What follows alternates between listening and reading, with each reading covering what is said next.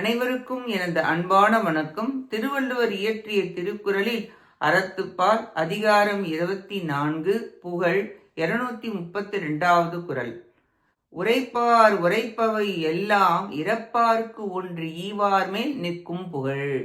உலகில் பேசுவோர் சிறப்பாக பேசுவன எல்லாம் தம்மிடம் வந்து யாசிப்பவர்களுக்கு அவர் வேண்டும் ஒரு பொருளை கொடுத்து உதவுவோரிடம் நிற்பதாகிய புகழே ஆகும்.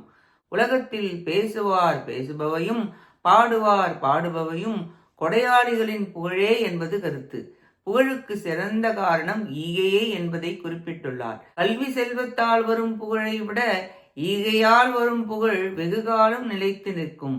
வறுமையால் வாடுபவர்களுக்கு அவர்களின் தேவைக்கு கொடுப்பதனால் புகழ் நிலைத்து நிற்கும்.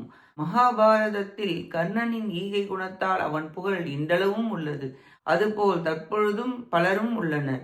முதலமைச்சர் எம்.ஜி. ராமச்சந்திரன் அவர்கள் ஈகை குணத்தால் இன்றும் பாராட்டப்படுகிறார்.